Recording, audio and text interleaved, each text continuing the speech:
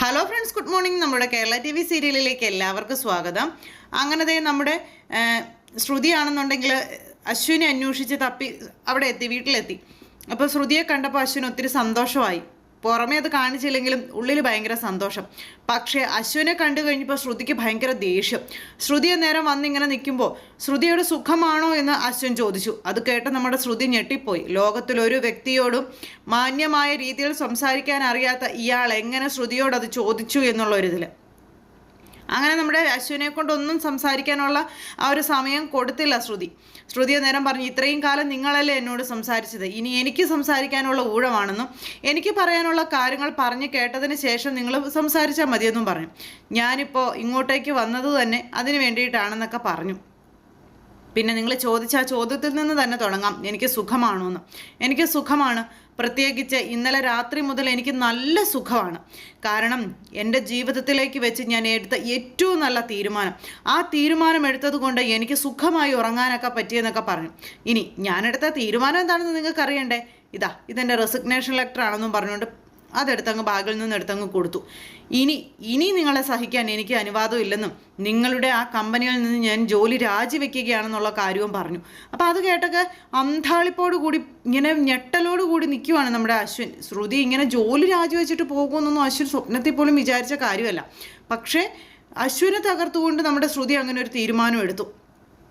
അപ്പോൾ ശ്രുതി, എനിക്ക് പറയാനുള്ള കാര്യങ്ങൾ മുഴുവൻ നിങ്ങൾ കേൾക്കണമെന്ന് പറഞ്ഞില്ലേ, ആ ഉള്ളിലുണ്ടായിരുന്ന വിദ്വേഷം മുഴുവനും പറഞ്ഞ് തീർത്തു. ശരിക്കും പറഞ്ഞിട്ടുണ്ടെങ്കിൽ നിങ്ങൾ ഈ ലോകത്തിന് തന്നെ ഒരു അപമാനമാണെന്നും ആൺവർഗത്തിന് തന്നെ അപമാനമാണ് തുടങ്ങിയ രീതിയിലൊക്കെ ഇങ്ങനെ അങ്ങ് സംസാരിച്ചു.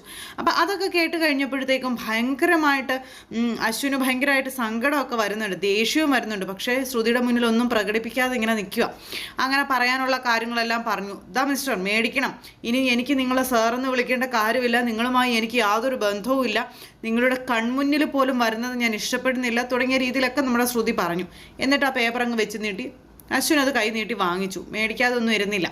അപ്പോഴേക്കും അവർ വീട്ടിൽ നിന്ന് മനോരമയും അഞ്ജലിയും മുത്തശ്ശിയും എല്ലാവരും ഇറങ്ങി വരിക. അപ്പോൾ ഇവിടെ നടക്കണത് എന്താണെന്ന് അറിയാൻ വേണ്ടി. എന്താ കുഞ്ഞാ, എന്താ ഇവിടെ നടക്കുന്നതെന്ന് ചോദിച്ചു. ആ മോളെന്താ ഇവിടെ, മോൾക്കിപ്പോൾ കുഴപ്പമൊന്നുമില്ലല്ലോ അല്ലേ എന്നൊക്കെ ഇങ്ങനെ നേരം ഇവർ ചോദിക്കാം. എന്തായാലും അങ്ങനെ ഒരു വലിയ ദുരന്തം സംഭവിച്ചതിൽ ഞങ്ങൾക്ക് എല്ലാവർക്കും വിഷമമുണ്ട്, മോള് ഞങ്ങളോട് ക്ഷമിക്കണം എന്നൊക്കെ പറഞ്ഞുകൊണ്ട് അഞ്ജലിയും മുത്തശ്ശിയൊക്കെ ഇങ്ങനെ പറഞ്ഞപ്പോൾ എനിക്ക് കുഴപ്പമൊന്നുമില്ല. പിന്നെ അന്നേരത്തെ ആ ഒരു സമയത്ത് രക്ഷപ്പെടുത്താൻ ആൾ വന്നതുകൊണ്ട് രക്ഷപ്പെട്ടു, അല്ലെങ്കിൽ ഇന്ന് ഇവിടെ എനിക്ക് നിൽക്കാൻ കഴിയില്ലായിരുന്നു എന്ന് പറഞ്ഞു. പിന്നെ ഞാൻ എൻ്റെ ജോലി രാജിവെക്കാൻ വേണ്ടി വന്നതാണെന്നും മുത്തശ്ശിയോട് ഞാൻ പറയുന്നത് കൊണ്ട് മുത്തശ്ശിക്കൊന്നും തോന്നരുത്. മുത്തശ്ശിയുടെ ഈ കുഞ്ഞനെന്ന് വിളിക്കുന്ന ഈ അശ്വിനുണ്ടല്ലോ, മറ്റുള്ളവരുടെ അതായത് സഹജീവികളെ മനസ്സിലാക്കാൻ കഴിയാത്ത, സഹജീവികളുടെ വികാരം മനസ്സിലാക്കാൻ കഴിയാത്ത ഒരു കാണ്ടാമൃഗമാണെന്നുള്ള രീതിയിൽ പറയാം.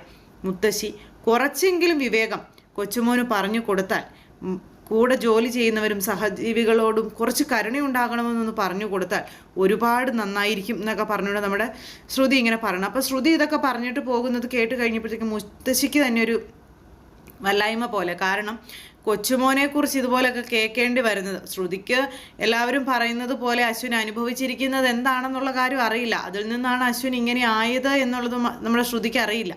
അതുകൊണ്ട് തന്നെ ശ്രുതിയുടെ കണ്ണിൽ കണ്ടത്, ശ്രുതിയോട് കാണിച്ച ക്രൂരത, ഇതെല്ലാം ശ്രുതി അവിടെ നിന്ന് പറഞ്ഞു. ഇനിയെങ്കിലും എനിക്ക് ശേഷം വരുന്ന ആളോട്, അത് ആരായിരുന്നാലും, ആണായാലും പെണ്ണായാലും, മാന്യമായും മര്യാദയായും പെരുമാറണമെന്ന് ഒന്ന് പറഞ്ഞു കൊടുക്കണം എന്നൊക്കെ പറഞ്ഞു. ഇനി ഞാൻ പറഞ്ഞതിൽ എന്തെങ്കിലും തെറ്റായി സംഭവിച്ചിട്ടുണ്ടെങ്കിൽ അല്ലെങ്കിൽ തെറ്റായി പറഞ്ഞിട്ടുണ്ടെങ്കിൽ അതിനെന്നോട് ക്ഷമിക്കണമെന്നും പറഞ്ഞ് കയ്യും കൂപ്പി എല്ലാവരോടും ടാറ്റ ബൈ ബൈ പറഞ്ഞ് നമ്മുടെ ശ്രുതി അവിടെ നിന്ന് ഇറങ്ങുന്നു. ശ്രുതി അവിടെ നിന്ന് പോയപ്പോൾ, പെണ്ണിൻ്റെ ഒരു ഷോ കണ്ടില്ലേ എന്ന് പറഞ്ഞു മനോരമ അവിടെ നിന്ന് ഇങ്ങനെ പതുക്കെ പറയാം. അപ്പം അഞ്ജലിക്കൊക്കെ വിഷമമായിട്ടോ. അപ്പോൾ നമ്മുടെ ശ്രുതി ചെയ്തതിൽ തെറ്റൊന്നും ഇല്ലെന്നുള്ള കാര്യം നന്നായിട്ട് അവർക്കറിയാം. അതുകൊണ്ട് തന്നെ അവരതിന് വാദിക്കാനോ അല്ലെങ്കിൽ അതിന് വേണ്ടി ഒന്നിനും പോയില്ല. അവരിങ്ങനെ അതൊക്കെ കേട്ടു, ഇങ്ങനെ ആ ഒരു ഇതിൽ ഇങ്ങനെ നിൽക്കുക. എന്തായാലും നമ്മുടെ അശ്വിന് ഒന്നും മിണ്ടുന്നില്ല. അശ്വിൻ എന്നിട്ട് അകത്തേക്ക് കയറിപ്പോയി. അപ്പോഴേക്ക് മുത്തശ്ശി കുഞ്ഞാ എന്നും പറഞ്ഞ് വിളിച്ചു. എല്ലാവരും ഇവിടെ കയറി വന്ന് നിന്നെക്കുറിച്ച് പരാതി പറയുന്നത് കേൾക്കേണ്ട ഗതികേടിലായി പോയല്ലോ കുഞ്ഞാ ഞാനെന്ന് പറഞ്ഞപ്പോഴും ഒന്നും മിണ്ടാതെ അശ്വിൻ അകത്തേക്ക് കയറിപ്പോയി. അപ്പോൾ ആ പെൺകുട്ടി വന്ന് പറഞ്ഞിട്ട് പോയത് എത്ര ശരിയായ കാര്യമാണെന്നൊക്കെ മുത്തശ്ശി അന്നേരം പറയാം. അപ്പോൾ ആ പെൺകുട്ടിയുടെ ഉള്ളിലെ ആ ഒരു ദേഷ്യം കൊണ്ട് പറഞ്ഞതാ മുത്തശ്ശി അത് കാര്യമാക്കി എടുക്കണ്ട എന്നും പറഞ്ഞുകൊണ്ട് അഞ്ജലി ഇങ്ങനെ പറയാം. അപ്പം അഞ്ജലി അത് പറയുന്നത് കേട്ടപ്പോൾ മുത്തശ്ശി അതിൻ്റേതായ കാര്യങ്ങളൊക്കെ അങ്ങ് പറഞ്ഞു. കുഞ്ഞനായിട്ട് അങ്ങനെ ഒരു സാഹചര്യം ഉണ്ടാക്കി കൊടുത്തത് കൊണ്ടല്ലേ ആ പെൺകുട്ടി ഇങ്ങനെയൊക്കെ സംസാരിച്ചത്. പോട്ടെ, ഈ വീട്ടിൽ കയറി വന്ന് കുഞ്ഞിന് അത്രത്തോളം ദ്രോഹം ആ പെൺകുട്ടിയോട് കാണിച്ചിട്ടും എത്ര മാന്യതയോടും എത്ര പക്വതയോടും എത്ര വിവേകത്തോടു കൂടിയാണ് ആ കുട്ടി സംസാരിച്ചതെന്നൊക്കെ മുത്തശ്ശി ചോദിക്കുക. അങ്ങനെ ശ്രുതിയെ ചെറിയൊരു ഇഷ്ടമൊക്കെ ആയി മുത്തശ്ശിക്ക്. അങ്ങനെ ആ ഒരു ബന്ധം അവിടെ കൊണ്ട് അവസാനിച്ചു എന്ന് അശ്വിന് മനസ്സിലായി. അപ്പോൾ ശ്രുതി കൊണ്ടുവന്ന് കൊടുത്ത റെസിഗ്നേഷൻ ലെറ്ററും അങ്ങോട്ടേക്ക് വലിച്ചെറിഞ്ഞിട്ട് ആകെ മാനസികമായി തളർന്ന് അവിടെ അങ്ങനെ ഇരിക്കുകയാണ്. ശ്രുതി പോയല്ലോ, അപ്പോൾ ഭയങ്കര സങ്കടത്തോടു കൂടി ഇങ്ങനെ അവിടെ ഇരിക്കുക. അങ്ങനെ അശ്വിനെ മനസ്സിലാക്കാൻ നമ്മുടെ അഞ്ജലിക്ക് കഴിയുന്നുണ്ട്. അഞ്ജലി എന്നിട്ട് അനിയൻ്റെ അടുത്തേക്ക് ചെന്നു. അപ്പോൾ ചേച്ചിയെ വീണ്ടും ഓടിക്കാനുള്ള ശ്രമം. ചേച്ചി ഒന്ന് പോ, എനിക്ക് ഒറ്റയ്ക്കിരിക്കണമെന്ന്. ശ്രുതി നിൻ്റെ ജോലി വേണ്ട എന്ന് വെച്ച് പോയതിൻ്റെ ആ ഒരു സങ്കടവും ദേഷ്യമാണ് നിൻ്റെ ഉള്ളിൽ നിറച്ചെന്നുള്ള കാര്യം ചേച്ചിക്ക് അറിയാം മോനെ. അതുകൊണ്ട് തന്നെ ചേച്ചി ഒന്നും പറയുന്നില്ല. നിനക്ക് എന്താണെന്ന് വെച്ചാൽ നിൻ്റെ തീരുമാനം പോലെ തന്നെ ആവട്ടെ എന്നുള്ള രീതിയിലൊക്കെ പറഞ്ഞിട്ട് അഞ്ജലി അവിടെ നിന്ന് അങ്ങോട്ടേക്ക് പോയി.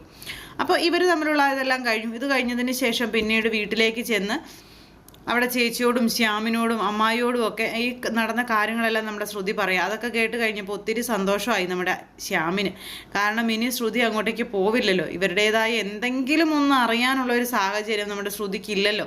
അപ്പോൾ അതുകൊണ്ട് തന്നെ ആ ഒരു സന്തോഷത്തിൽ നിൽക്കുന്നു നമ്മുടെ ശ്യാം. പിന്നെ ചേച്ചിയാണെങ്കിലും അമ്മായി ആണെങ്കിലും ശ്രുതിയെ ചേർത്ത് പിടിക്കുന്നു. ശ്രുതി അങ്ങനെ ഒരു തീരുമാനം എടുത്തതുകൊണ്ട് അല്ലെങ്കിൽ അങ്ങനെയൊക്കെ ചെയ്തിട്ട് വന്നതുകൊണ്ട് ഇനിയിപ്പോൾ അവൻ്റെ ആട്ടും തുപ്പും കൊള്ളാനായിട്ട് അങ്ങോട്ടേക്ക് പോകേണ്ടി വരില്ലല്ലോ. അത്രയും സമാധാനം എന്നുള്ള ഒരു രീതിയിൽ ഇങ്ങനെ അവരവിടെ സംസാരിച്ചുകൊണ്ട് ഇങ്ങനെ നിൽക്കുന്നു.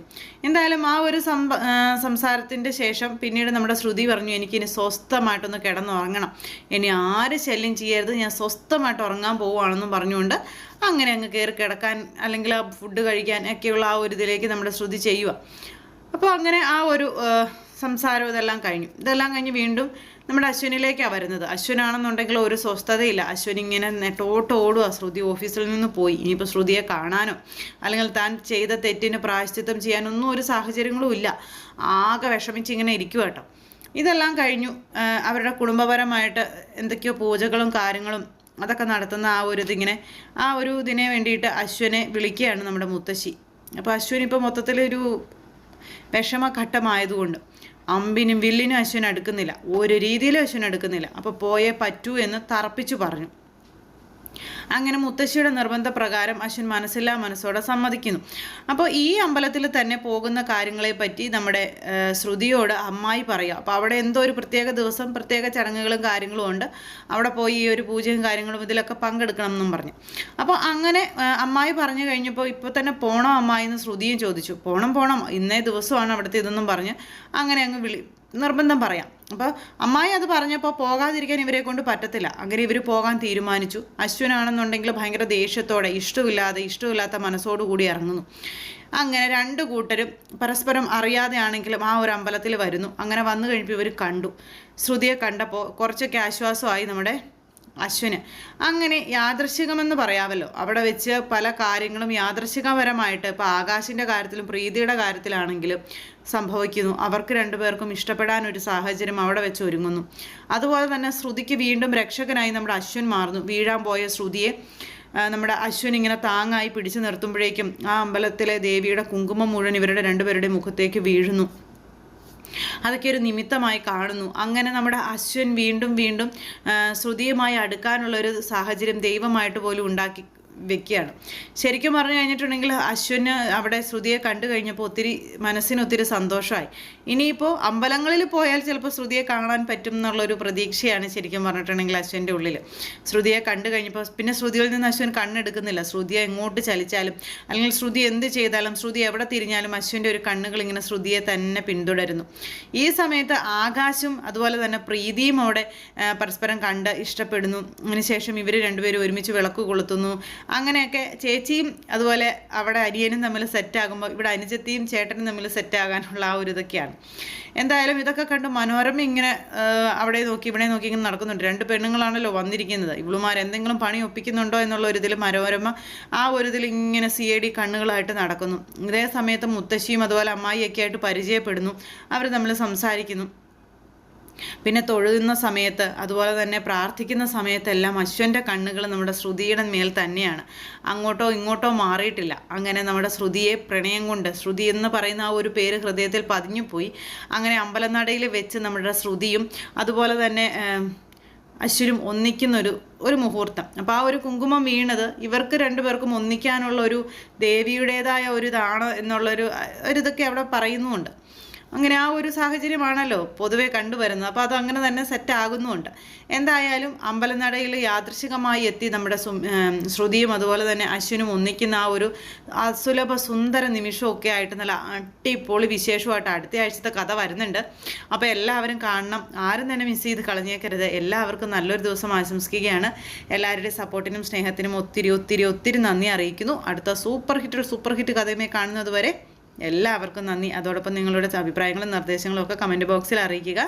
നമ്മുടെ ചാനൽ ആദ്യമായിട്ട് കാണുന്നവരുണ്ടെങ്കിൽ ഒന്ന് സബ്സ്ക്രൈബ് ചെയ്യണേ. തൊട്ടടുത്ത് കാണുന്ന ബെൽ ബട്ടൺ അമർത്തി കഴിഞ്ഞിട്ടുണ്ടെങ്കിൽ നമ്മുടെ വീഡിയോസ് എളുപ്പത്തിൽ കാണാൻ കഴിയുന്നതായിരിക്കും. അപ്പോൾ ഒരിക്കൽ കൂടി എല്ലാവരോടും ഹൃദയത്തിൻ്റെ ഭാഷയിൽ നന്ദി അറിയിക്കുന്നു. സൂപ്പർ ഹിറ്റ് കഥയുമായി കാണുന്നത് വരെ എല്ലാവർക്കും നന്ദി. Thank you. See again. Take care. Bye by.